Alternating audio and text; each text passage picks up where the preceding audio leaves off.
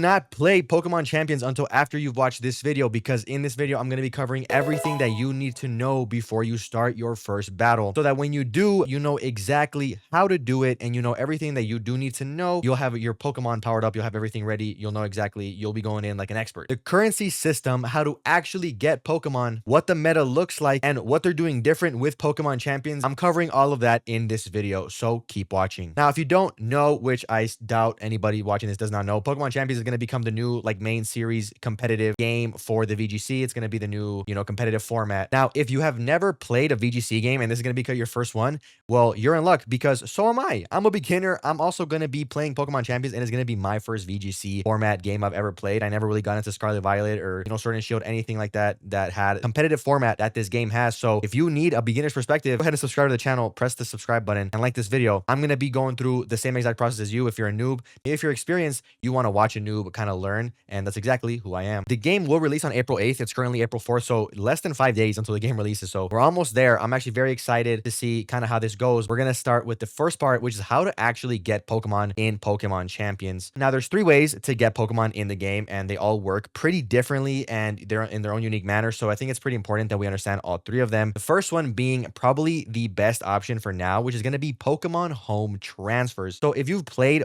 Pokemon Scarlet and Violet, and even now Pokemon Legends ZA as well, they finally added Legends ZA compatibility with Pokemon Home. You can finally send Pokemon from ZA into Home, and vice versa.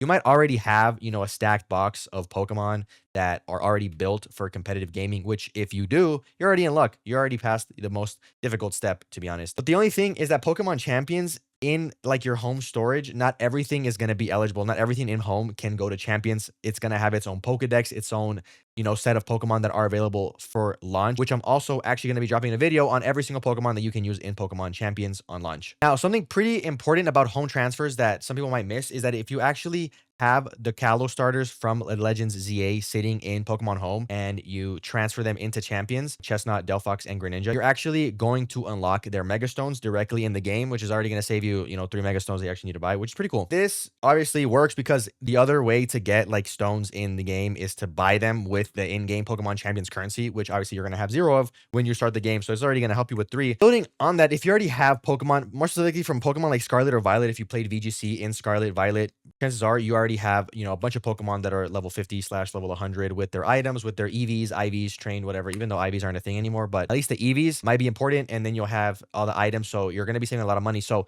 my opinion, I will say tip number 1 is if you have Pokemon from Scarlet, Violet, Legends ZA, whatever, already built for competitive formats, you want to maximize, bring as many Pokemon from there as possible into Pokemon Champions. So you have the widest variety of Pokemon to use, and you're not actually having to spend time to get the Pokemon Champions in-game currency and have to build them from scratch in Pokemon Champions, which is mostly what I'll be doing. So the next part is the ranch, what they call the ranch, and you're basically able to like recruit Pokemon into your team from this is going to be directly in Pokemon Champions. This is how most people who are starting fresh, that you don't even have Pokemon in Scarlet, Violet, Legend A, whatever, this is like your first probably like Pokemon Switch game, how you guys are going to be doing it. So it's called the ranch. Kind of think of it as like your own personal Pokemon like ranch, where you can go and select Pokemon from there. Every 22 hours 10 random Pokemon will appear like in the pool, I guess, whatever, like the selection pool, and you'll be able to select them, and you can actually select them in 2 different ways. Now, another important thing to note is that these Pokemon already are going to come with their moves, stats, EVs already predetermined, and you cannot change them for the most part if you want to get them for free, which is the first option going to be the trial recruitment, which is free, and once per day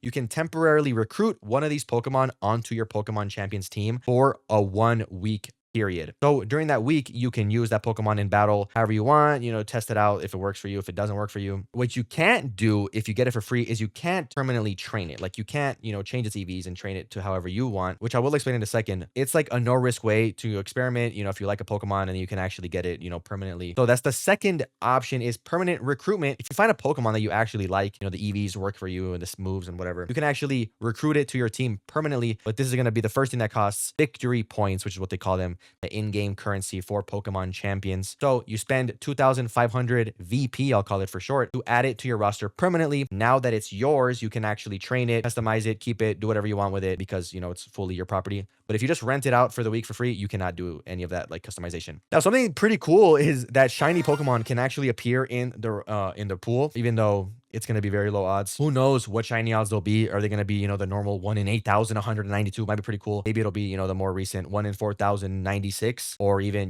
more boosted than that. Anyways, it'll be pretty cool. So another thing is, let's say you have your pool, your ranch, whatever other Pokemon, and you, for whatever reason, you don't like them, right? You can actually re-roll the pool, get different Pokemon. Once again, it's going to cost you victory points. It'll cost roughly 100 VP per hour remaining on the timer. So let's say you just got your Pokemon, there's still 22 hours on the timer. It could cost you as much as 2,200 in VP. Pretty sure the less time there is, that's pretty steep. But we don't know exactly how much VP is going to cost, exactly how easy it is to get, how hard it is to get, how rare it is, whatever. So honestly, probably don't waste your money on rerolls until we really understand how exactly VP works and how easy to get it. But one good thing to note, if you don't like them, you can obviously, re-roll it, try to get a better Pokemon that better suits you. And the third way is there's actually going to be like a battle pass. Think Fortnite, think the battle pass, think the Omega skin, 8 years ago, whatever. As you play the game and accumulate what they call season points, you get these by competing. You'll unlock battle pass rewards, just like if you win a Fortnite, solo game, you'll get, rank levels, whatever they're called, levels. Think of it as like levels, right? The more you compete, the more you play, the more you win, you'll earn these points and you'll progress through the battle pass tiers and you'll be able to start claiming these rewards. But some of the rewards are going to be, just Pokemon. So you can get Pokemon for completely free. It's not going to be the fastest method, nor most likely not going to be the most efficient. Free is free. A free Pokemon is a free Pokemon if you don't already have a Pokemon built, who can complain? And in addition to that, it kind of gives you something to always work towards. Maybe it's not always going to be a Pokemon. There's probably going to be, held items, Mega Stones, VP, currency, whatever as rewards. So it's always going to give you something to work towards, which I think is always pretty cool. I believe also there's one more thing in this category with limited time distributions, where if you play Pokemon Champions before the 31st of August, you get a free Dragonite. The assumption is it should be able to probably come with its Mega Stone. I feel like if they give you a Dragonite, it might come with its Mega Stone. So now we're going to get into what the VP actually is, the victory points, which is the currency that kind of, runs the game. VP is primarily earned through battling, and specifically ranked battles. So there are going to be, unranked, so you're just playing for fun. And there's going to be the ranked battles, going to be for rank. And those are going to be the ones that give you VP. I assume you'll get a lot more VP if you win a rank match as compared to losing. You probably won't even get any for losing. It also does come from completing missions. They say that there's going to be 4 different types of missions. There's going to be daily, weekly, starter, and membership missions. Things like whatever you can do with a Pokemon, just you can get VP for it. VP cannot be purchased with real money. So it's going to be something that you exclusively earn in game. You have to earn it. You have to play ranked battles. You have to actually be good to get VP. So yeah, there's gonna be a lot of things that the VP is used for. So in my opinion, it comes down to like a tier list of what the most important things are for, using your VP for. And probably the number one priority might be held items, Mega Stones, and things of that nature. These are the things that of course directly impact the battle, directly affect how a Pokemon works in a battle. So I think you should probably prioritize buying Mega Stones, buying held items for your Pokemon with VP before you use it on anything else. Number 2, permanent recruitment. Use your VP to permanently recruit a Pokemon onto your team. You don't already have one.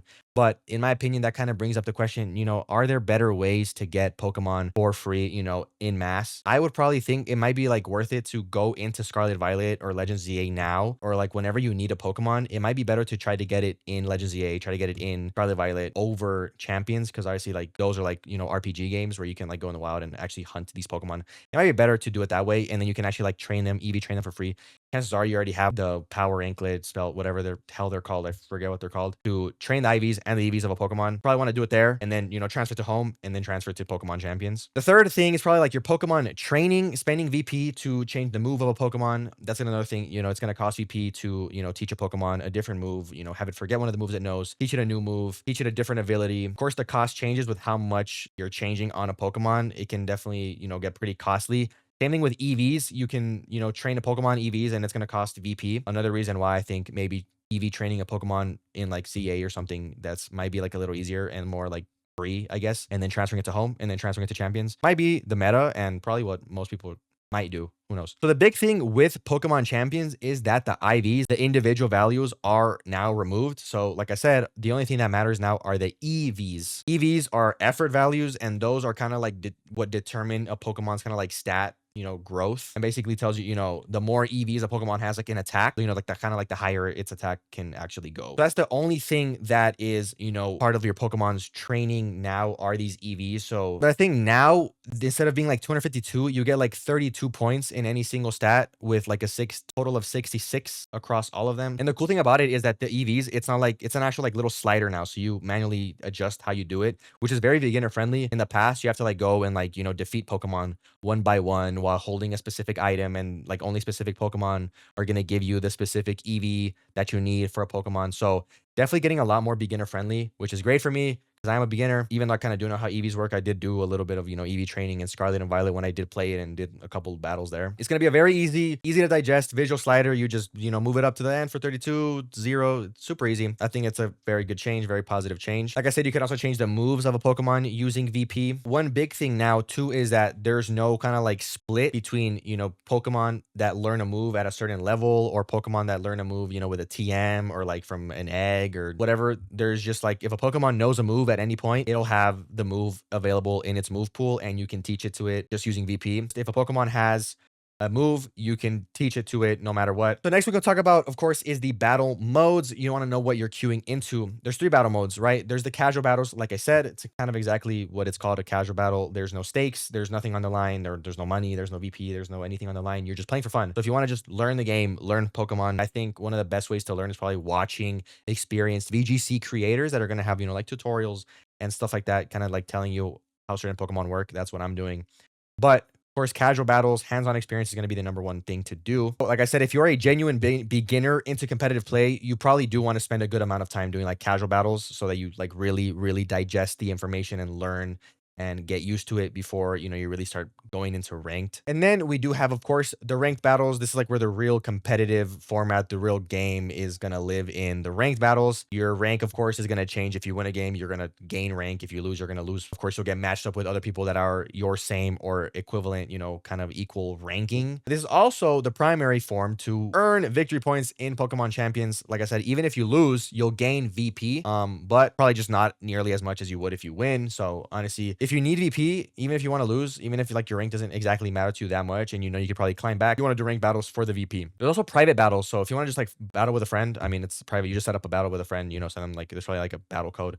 And there's going to be private battles. There's also the 2 modes, singles and doubles. So singles, of course, is going to be like a 1v1. There's only one Pokemon on the field at a time. Your one Pokemon versus your opponent's one Pokemon, and then they can like swap it out. And then there's also doubles, which doubles is the official competitive format where there's 2 Pokemon of yours on the field at a time versus your opponent's 2 Pokemon on the field at a time, right? So the next part is, of course, Mega Evolution. They're bringing back Mega Evolution into competitive, battling for the first time in I don't know how many years it's been. So pretty cool. But one thing that you need to know, of course, is this like the biggest part of, the current meta is going to be having a Mega and knowing how to, battle with around Megas and stuff like that against Megas as well. So your character, I think it's interesting. There's actually, it's not like a Mega, bracelet or whatever it's called, but your character wears something called an Omni Ring. So what they say is like a souped up version of your Mega Ring, but it's basically what allows the Mega Evolution to happen. But like I said, since it's called an Omni Ring, this kind of hints that in the future it's going to allow you to, there's going to be different gimmicks,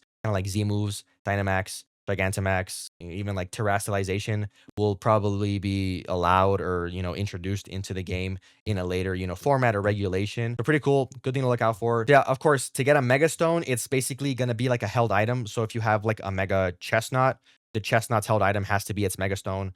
So, you can't have a Mega Stone and a held item. So the Mega Stone will be the held item of that Pokemon and nothing else. You can also only Mega Evolve once per battle, like just one time. You can't just like spam Mega Evolution the whole battle. So once you Mega Evolve a Pokemon, it'll stay Mega Evolve for the rest of that match. So like even like if it goes down and then like you lose your Mega, like you're kind of screwed, right? So if you don't know how to get a Mega Stone, you either buy it with VP from the shop buying held items. Mega Stone's going to be able to just buy them. Or like I also mentioned, if you transfer certain Pokemon, Chestnut, Delphox, Greninja from Legends EA into home and then into Champions, you'll be able to unlock all of those Mega Stones just by doing that. It's very important you do that like on the first day of the game, right? Like probably might be one of the most important things. You probably will end up using one of those megas. Like, they did release the abilities for the 3 Legend CA starter megas, and they're pretty cool. I'm also gonna make a video on every single new mega ability reveal that hasn't been revealed yet. We don't know it yet until the next Pokemon Home like maintenance update or whatever. But once that gets revealed, I'll also upload a video, one video where I just tell you every single ability for all the new mega Pokemon, just so you have like one reference point to come back to. And that basically does it for what you need to know. Whatever else, I'm gonna document my journey. So if you are interested in seeing the journey of an absolute loser, beginner, noob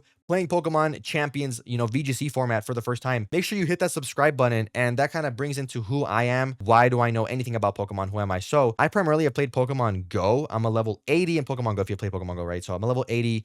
I play Pokemon Go pretty hardcore, mostly because I just enjoy being outside. I do like Pokemon. I've just never really been able to like sit down and play like a Switch Pokemon game, or not even been able to, but I never really have. I'm interested. I'm curious. I'm intrigued. So I definitely do want to jump into Pokemon Champions and kind of learn the VGC format. I am a very competitive person when it comes to video games. So very interested. If you guys want to join the journey, make sure you subscribe. Like I said, make sure you like this video. Just make sure you look out for content in the future. If you want to subscribe to my Pokemon Go channel, I'll also have that linked in the description. And it's been Grizzly, and I'm out. Peace.